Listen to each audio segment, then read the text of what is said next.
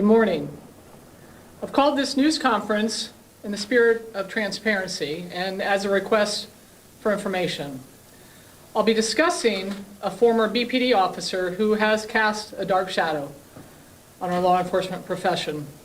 When our officers first put on the badge, they take an oath to conduct themselves with the highest moral integrity and to build and ensure public trust. Unfortunately, we discovered an employee who has since resigned who betrayed the trust of this department and the citizens of Bradenton, and who failed to uphold the standards which I strictly enforce. In June of last year, a citizen complaint was filed against Sergeant Lionel Marinez by an adult female and her parents. They had concerns over the actions of Marinez after he had a chance brief encounter with her in the parking lot of a local establishment. While driving home, she became concerned upon realizing he was following her in his police cruiser, although he turned off shortly before her arrival to her parents' house. A short time later, Marinez showed up to this residence and told her parents who answered the door that he was there to speak with the woman who had arrived there shortly before regarding a domestic matter. Parents, of course, recognized there was no domestic situation occurring with their daughter, questioned his true intentions, and refused to allow their daughter to come to the door. Marinez continued to persuade the parents to let him speak with their daughter. However, they refused and requested his name and supervisor information. Marinez left the residence without providing any of this. They immediately called our agency and spoke with the watch commander on duty, who was able to determine that it was Lionel Marinez, who was working at the time, and who, upon questioning, told him a starkly different account, saying he followed her to her residence because one of her headlights was out and he thought maybe she was impaired. The two stories really didn't match up, and when it was brought to my attention, I ordered a further investigation into the incident, which ultimately led to an audit of Marinez's driver's license and vehicle registration records use, as well as his patrol activity.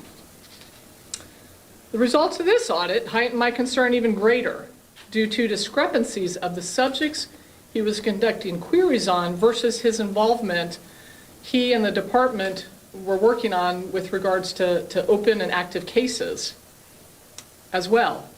A very, very clear trend of focusing on female versus male names emerged. At the beginning of the investigation, Marinez, a 12-year employee with our agency and serving in a supervisory capacity, was pulled from patrol activities and assigned to desk duty. As the investigation continued and the egregious nature of his actions became more and more apparent, he was ultimately placed on administrative leave without pay and stripped of his badge, gun, and uniforms. On October 30th, 2018, Marinez resigned. Our investigation, however, continued and revealed several hundred questionable database queries of women during a specific time frame that was chosen due to our ability to correlate this data through various internal systems. It also revealed that this behavior may have been going on for years, stretching as far back as 2012. Ultimately, we were able to locate and interview nearly 150 women in association with this case. From there, a smaller subset was identified in which we were clearly able to show that Marinez engaged in negative and inappropriate direct contact with them while presenting himself as a Bradenton police officer, both on and off duty. To get right to the root of the matter, Lionel Marinez was not utilizing this data for law enforcement purposes whatsoever. Instead, he was using it in a variety of ways via social media, cold telephone calls, visits to their home under the guise of being there for police business, you name it, to try and get dates with these women. And he was very persistent and successful at times in his efforts to do so. Of course, it goes without saying that this is not what our officers should be doing with their access to information or with their time. I will add that a majority of this smaller subset were Hispanic women. Let me be clear how important it was to me, to this agency, that this administrative case was handled appropriately and no stone left unturned. At one point, 5 investigators were involved, working full-time, resulting in thousands of hours to mine data and to locate and interview involved subjects.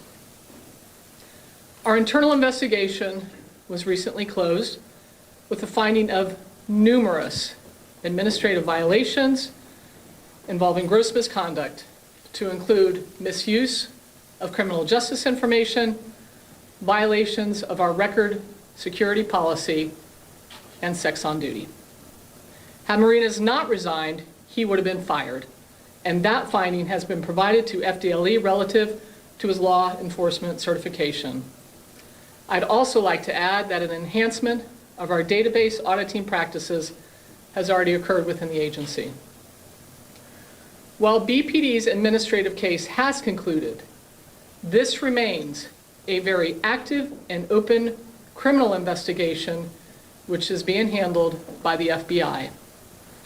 For that reason, while I appreciate the desire for the public to know more, BPD's administrative case material will not be released at this time, as the FBI has indicated that doing so could compromise their ongoing investigation. I've tried to paint a clear picture for you today in light of this, so that you respect our need to retain the confidentiality of this information and this investigation. My primary goal in appearing before you this morning is to foremost ensure that the public is aware that Lionel Marinas is no longer serving in the capacity of a sworn police officer with the Bradenton Police Department, and secondly, to assist the FBI with their investigation by providing you with a picture of him and encouraging anyone who may have further information to contact the FBI Tampa office at 813-253-1000. This is truly a disturbing situation for me as chief. Over the past couple weeks, I have personally met with most of the women involved in the smaller subset in an effort to help them regain their trust in the Bradenton Police Department and to ensure them that Marinas' actions are not a representation of those who so proudly wear this uniform and badge, and also simply to tell them, I'm sorry. So with that, I will again encourage anyone who might have additional information to come forward and open it up to any questions, but also reminding you that there is little more that I can comment on, as I do not want to risk compromising the FBI's investigation. What sort of potential federal charges is Marinas facing? I can't answer that question on behalf of the FBI. When you say he betrayed your trust, the trust in this department and the community, elaborate on that. We all know why police officers pin on this badge and go out every day in this uniform. It's to service the community, to provide safety, security. He was doing far from that. As far as I'm concerned, he betrayed the oath in which he swore to, and really made us all look bad. That's not what you're supposed to be doing out there 24/7. You're supposed to be upholding the oath that you swore to. How was he picking these women? Was he randomly picking women that he met while on calls and then inputting them into the database to then target them? Or how did he go about initially picking his potential victims? All I can tell you is that he was very creative in his manner, and it wasn't regulated to one specific source in which he obtained his data. Did the women share with you their reaction when he reached out to them? And you alluded that maybe in some cases he was successful in going out on dates with them? Or, That is what I alluded to, yes. and can you share some of their reaction to you, that they shared with you about he reaching out to them? Were they surprised? What could you share? Again, I am going to tell you that this investigation involved the interview of nearly 150 women that we were able to locate. And obviously, the statements varied considerably. The smaller group that I met with individually, I felt understood why I was there. They appreciated my efforts at assuring them that Bradenton police officers aren't out there knocking on their doors, making phone calls, trying to meet them on social media to date them, right? That's not why we're here. We're here to do the job we're. Now, you say this appears to have been going on for years. Were there ever any other complaints that for some reason one and one weren't put together in the past, or? Yes, there was, back in 2012. These women that you met with, were they, I mean, what did they tell you? What did they say? I mean, were they shocked? What did they say? Again, I don't want to go into further detail. You don't have to tell us their name. I certainly don't want to compromise their investigation, because what we want to avoid doing is getting into, I just don't want to answer that question. Was he married? I don't want to discuss his personal status. And just to be clear, even though he's resigned, if he still faces charges for this? I don't know that the FBI has any concern over our administrative investigation insofar as whether he's fired or still employed here. They're independent with the criminal investigation. Now, I know you said you met with a lot of these women and tried to rebuild the trust with them. Obviously, there's a lot more women in the Bradenton community. You know, how do you work on rebuilding trust with the community at large? By holding a press conference like I am today and letting everybody know that we don't stand for this. And if a situation similar to this is ever discovered, you can be assured that I'll do exactly what I did with this one. Over 5 investigators working thousands of hours, full-time, ensuring that no stone is left unturned to get to the truth of the matter. Is there any reason to believe any other officers were involved in this activity over the years? No, ma'am. Can you tell us more about the 2012 investigation? No, ma'am. How important is it now that if there's other women that know that they were a victim but didn't come forward now? I think any women who might have information that could help the FBI in their investigation should certainly come forward. I think that anybody who has any information should feel that this is something that isn't relegated to one person here, one person there, that we should look at this as a community issue and certainly come together and encourage folks who, even if they think that it's not really something that could add much, to make that phone call. Let the FBI make that decision whether it could help. And I will tell you that is the message that I got. Show the picture and encourage people to come forward. Chief Bevan, looking at this, why would the FBI be investigating, and what kind of charges could he possibly be facing? At this point, the charges, I won't say that. At this point, the criminal violations that are being investigated are those most appropriate to be investigated by a federal entity, which would of course be the FBI. So did he go out of state by chance to track down some of these women? No. And the fact that he resigned means he can still be a cop today. He can go apply anywhere in the state. While his FDLE certification is still active, we immediately sent the appropriate paperwork to alert them of the fact that Lionel Marinas resigned while under active investigation. And before any other agency would consider hiring him, they would reach out to this entity. They would immediately know what his status is. So, no. Is the FBI considering that he could be a suspect in a crime, unsolved crime somewhere, locally or in the state? I can't comment on what they might.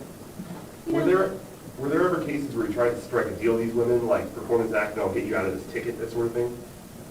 I don't I don't have any further information with regards to what their investigation is, other than to tell you that the criminal charges, the criminal portion of this seemed most appropriate for the FBI, as opposed to any state agency or even a local agency. As you know, we're able to investigate any criminal behavior on the part of our officers if it falls under the jurisdiction of Florida state statutes. Currently, as the case presented itself, or at least our administrative case, we didn't find that and felt it was best to remand it to the appropriate federal agency. You know, this is something where he did this over 150 times, and you said there may have been about 2 instances where people actually complained about this. You know, what does that say about the public's willingness to come forward to the police department when it is an officer that might be committing a criminal action, especially in the minority community, because you did mention the majority of these women were Hispanic? That's a great question, and I'll tell you the first family that the case investigator and I went to visit, I sat down with her and her parents and I told them they were heroes as far as I was concerned. Because in this day and age, I think it takes a little bit of courage to be willing to tell a police officer standing at the door, even when you know it makes no sense, no, we don't want to let you talk to our daughter because we don't get the right feeling about this, and we don't want to do that until we've spoken to your supervisor. And what I would tell you is, you know, any community member, if they see a behavior or have an interaction with any police officer with the city of Bradenton that they feel is inappropriate or just doesn't seem in conjunction with what we're here for, make that phone call. Call us. We can't, as administrators, be everywhere. We have to rely on the folks we put out on the street to do the right thing. And 99% of the time they do. Often, or once in a rare while, somebody slips through the cracks. And if not for this one person making this complaint, it might still be going on. And so I did. I let them know how much I appreciated what they had done. I realize that it puts the Bradenton Police Department in a bad light, but it's worth it to know that I took somebody who shouldn't be on the street anymore off of it. Were there any other commonalities among the victims other than being younger Hispanic women? Did they all live in certain neighborhoods, perhaps that he patrolled? Not necessarily, no. And how have we changed, what have we done to change the way you guys do checks and? As I mentioned, we have enhanced our auditing practices. However, I will tell you, police officers have a great deal of opportunity to access a lot of various databases, and we do a very good job through normal auditing practices to try to catch outliers, things that don't seem to look right. But it can be very difficult unless something happens that we can put all that together to say this just isn't right. This behavior, he was subject to audits, just not perhaps the right kind.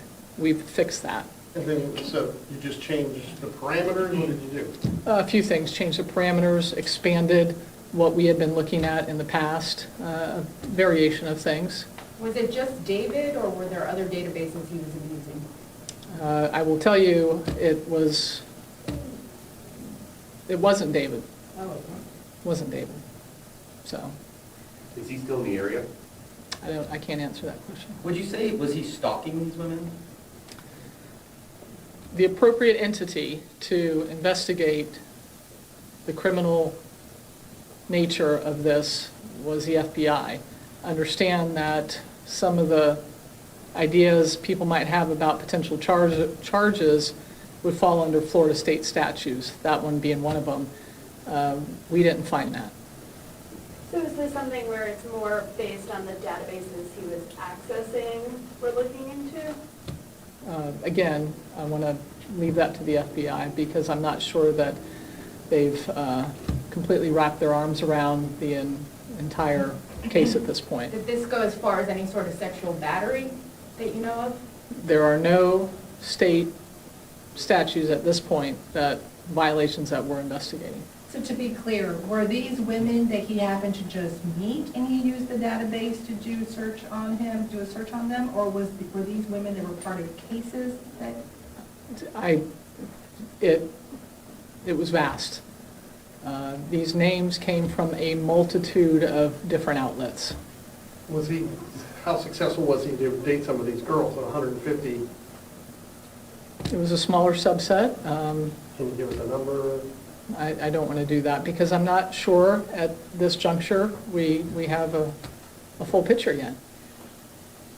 And one more thing, to reassure the public that this would not happen again, hopefully, that no officer would misuse the resources at their hands, what changes has the department made to make sure this doesn't happen? Again, we have enhanced our auditing practices. We've not only expanded the number, but we have looked much deeper into some of the databases that normally wouldn't have been subject to us even being mindful of. Is that it? All right. Thank you, everybody.